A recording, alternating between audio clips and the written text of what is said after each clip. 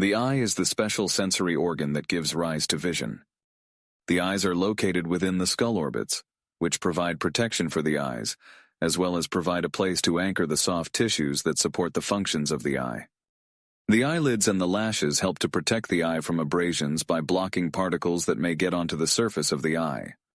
A thin mucous membrane known as the conjunctiva folds in and covers the surface of the eye from the inner surface of each lid. Tears are produced by the lacrimal glands.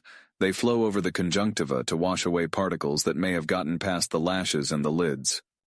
Tears flow down through the nasolacrimal ducts, located on the medial side of each orbit, into the nasal cavity. The eye is a hollow sphere composed of 3 layers of tissue. The outermost layer is the fibrous tunic, which is the white sclera and clear cornea. The 2 parts of the fibrous tunic are continuous, though they have different properties. The sclera accounts for 5/6 of the surface of the eye, most of which is not visible.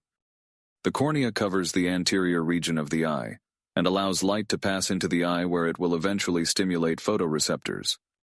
The next layer of the eye is the vascular tunic, which is mostly composed of the choroid, a highly vascularized connective tissue that provides a blood supply to the adjacent tissue. The choroid is posterior to the ciliary body, a muscular structure that is attached to the lens by the suspensory ligament. The ciliary body focuses light on the back of the eye. Overlaying the ciliary body, and visible in the anterior eye, is the iris, the colored part of the eye that opens in the center as the pupil. The innermost layer of the eye is the neural tunic, which is the retina or the nervous tissue that is responsible for photoreception. The eye is also divided into 2 cavities, the anterior and posterior chamber. The anterior chamber is the space between the cornea and iris.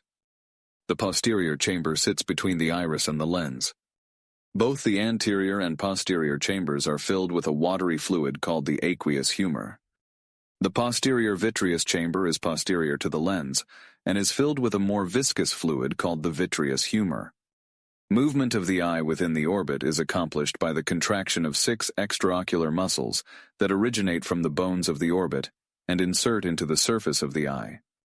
The retina, where the photoreceptors are found, is located at the posterior aspect of the eye.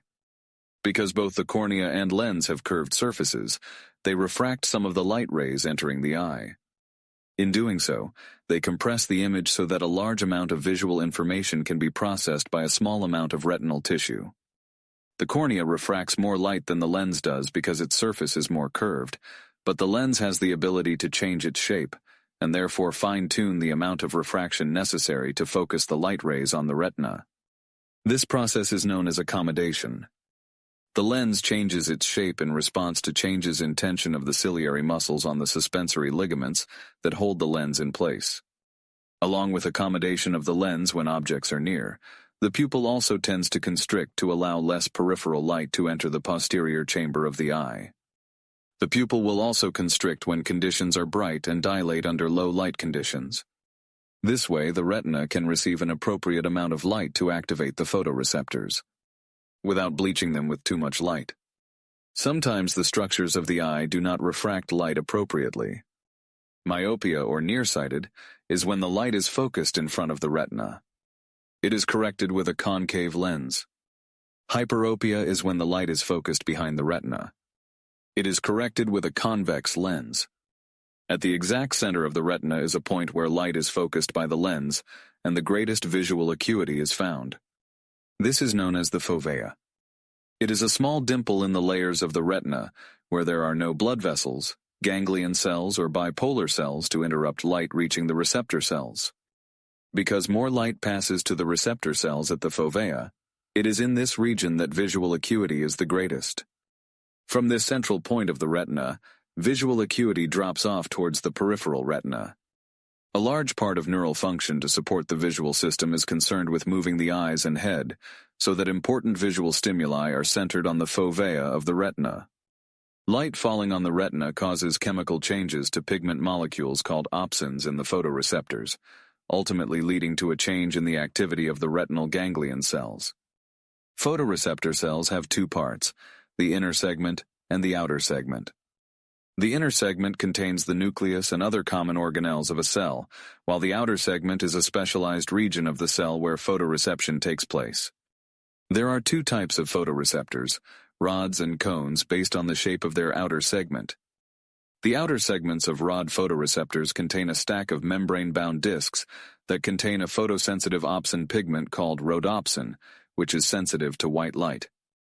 The cone-shaped outer segments of cone cells contain one of three photosensitive opsin pigments, called photopsins.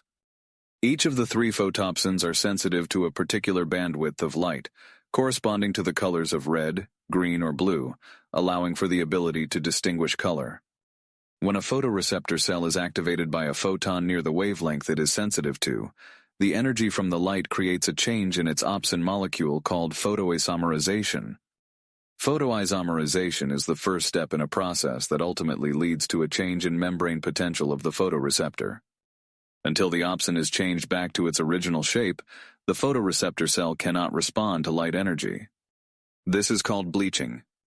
When a large group of opsins are bleached, vision will be affected until enough opsins can return to the receptive state. Because rhodopsin found in the rod cells is most sensitive to white light, while the cone cells are color-specific, rods are suited for vision in low-light conditions, and cones are suited for brighter conditions. In normal sunlight, rhodopsin will be constantly bleached, and the cones are active. In a darkened room, there is not enough light to activate cone opsins, and vision is entirely dependent on rods. The photoreceptors and other neuronal cells of the retina send varied types of information to the brain. These include light intensity, colors, and the spatial distribution of the information received. All of this information is then carried along the optic nerve and into the optic tract to be distributed to nuclei in the brain. At the point where the optic nerve becomes the optic tract, the optic chiasm is found. At this point, fibers carrying information from the nasal half of the retina on each side decussate or cross over, such that the information from the nasal half of the retina of the left eye crosses over to the right side of the brain and vice versa. If you like this video, please hit the like button below and subscribe to my channel to see more videos in future. Thank you for watching. Bye.